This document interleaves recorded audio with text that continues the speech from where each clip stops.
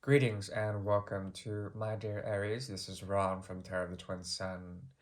Tarot of the Twin Sun is a functional division within the Order of the Tarot of the Twin Sun. And essentially, this is a reading for Aries, which is the gateway towards the first house, towards the self, as well as towards representation of the more inner child. The Fool's energy emerges, in which choices are taken through motivation and through cardinal energy of the first house. Okay, um, so this is not for everyone. However, this is a singularity reading, meaning that it's a very specific reading about an event or a locus of time that is very much embedded within the experience of the watcher. It does not have to involve everyone, but if it resonates, please take it with credence. Thank you. This is out of goodness that this work is being done. Now, we'll go ahead and get started.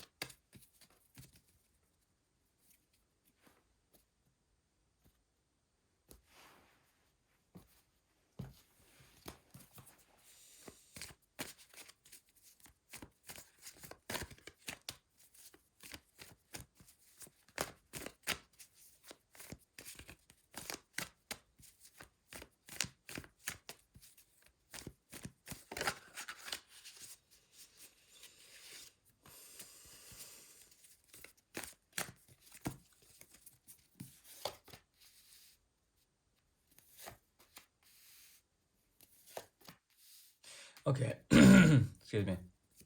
This reading has to do with freedom, liberty, the ability to become a leader, and to essentially find a way out of breaking away from ways or psychological phenomenons that are occurring in your environment, okay? In your environment, but also that is based around the energy of Gemini, Libra, Aquarius, but more on Aquarius energy, most definitely. And the axis of independence is more illuminated with the Ace of Rods in reverse. Very interesting so far. Considering we also have a mode of action here that has to do with the Three of Pentacles that lays on the wayside here. Structures that be the grand plan has been trying to slip out for you for some time to let itself known.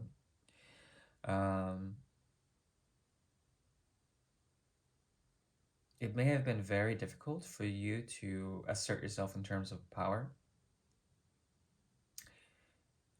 without looking like someone who has been abusing their agency. But that's not you.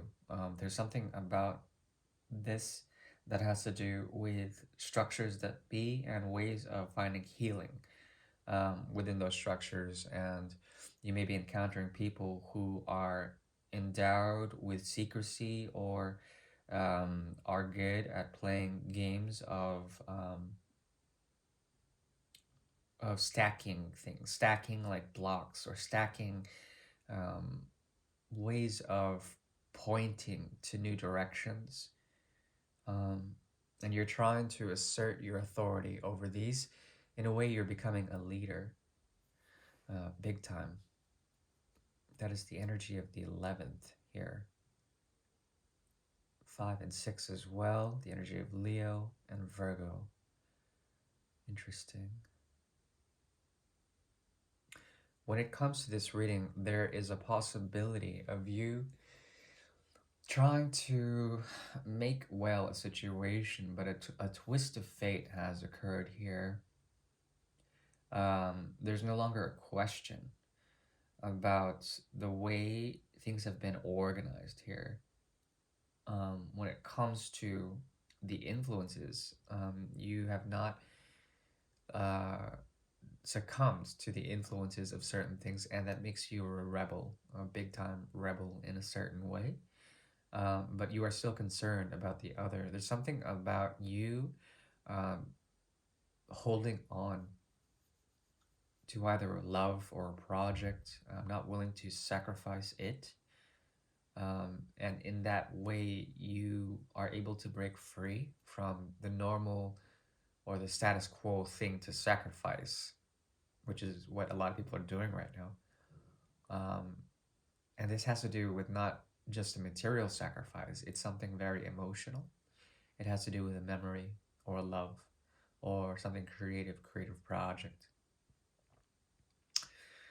Because of such, you are able to maintain a sense of freedom, liberty, as well as grace in a way.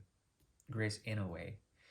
Um, but it's difficult because there is a sense of a need for newness, but that newness is hard to find.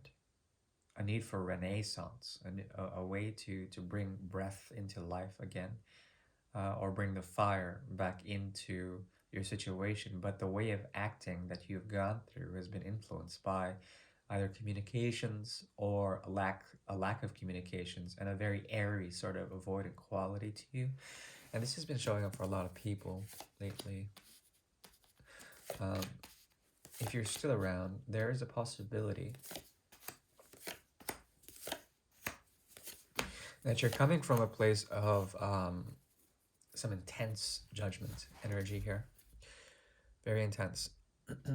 Judgment is all about the bringing back of things um, that are no longer an affair, and there's like an appointment here, some sort of officiation of bringing in certain things that you may have held or uh, hidden in some way. It could be that you're reviving something, and you're reviving something is a sense of dissolution, and it may have been sort of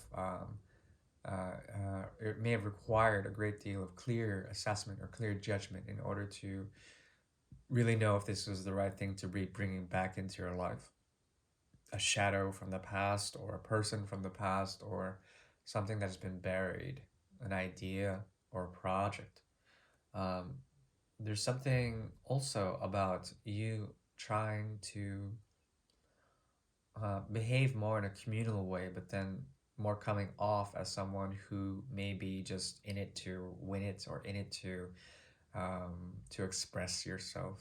Um, but your way of acting has been questionable, at least in the past, and people may have been judgmental over you, making you or forcing you out of certain situations that involve commitments of the heart as well as commitments of the soul. These have been hard. It's been hard pressed for you to let it go. You may have been thinking a lot about this situation or about this singularity, and it's been very difficult for you to find the inspiration to move on. At the same time, we have here the seven of cups influencing all of this, which has to do with the energy of Venus and Scorpio and the delusion of Neptune, or perhaps the veil has been around you and it's been very hazy. But now there's no longer a sense of being overburdened by this. There's a freedom of the mind, okay? Freedom of the mind, which is of utmost importance for you. And it has to do with a type of healing that has not yet occurred for you. There's something about your shadows that may be influencing you, okay? And this is not to scare you or anything, but there has to be work here that has to be done, I would say, because we move from the seven to the eight of swords here. So the seven in the upright is indicative once again of that detachment energy, Aquarian energy, intellectual energy, and also the jailbreak here, the eight of swords, the prison of the mind, breaking out of it in the reverse. Okay, coming out of that, it's like you are no longer burdened by things that you have been choosing or things that have chosen you to expend your energy in some sort of way. No longer are you letting that step in your way. But overall, there's a type of burnout here, I would say. Burnout of the mind, even. And like you just want to be free, you want to be away from it all. That's cool. There's something also here about you offering to the past or trying to offer, but it turns, it changes from the energy of Pentacles or the design or the method. It's been really on your head, and perhaps you've had two heads about this.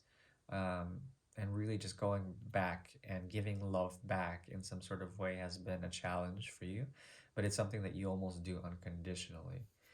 When it comes to this, there is a strong energy that has to do with the clarity of mind comes through Gemini as well. So the third house as well as the Uranus, which is the 11th.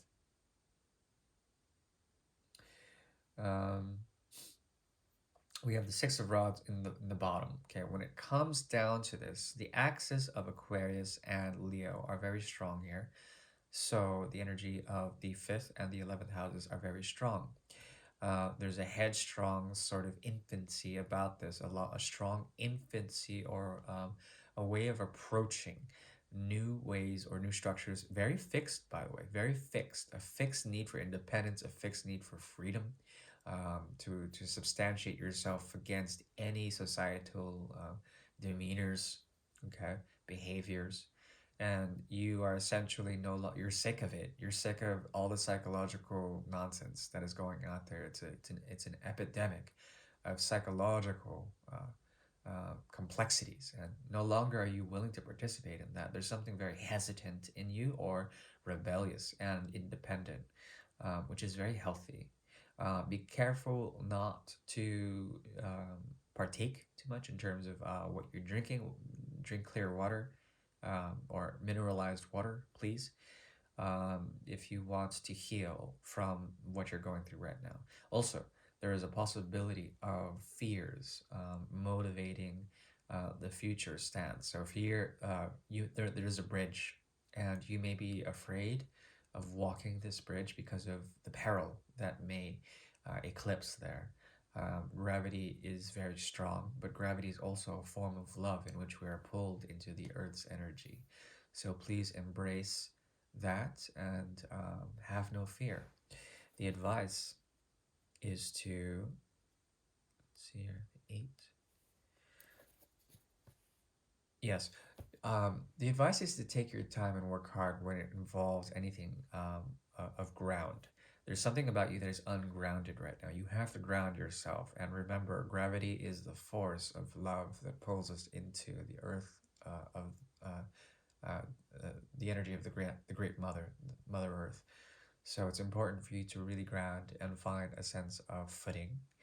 Um, if you do so, it will be deemed as hard work, but it's not hard work at all. Gravity pulls you nonetheless towards ground. No, the idea is not to fight it and to stand up for what you believe in terms of method, propriety. Uh, yeah, sorry if the levels were too low, but if you've heard all of that and you're still around, I do thank you. Please send a like if you will. If you dislike, please dislike. I do appreciate your constant support of the channel. If you're new, please subscribe. Thank you. Bye.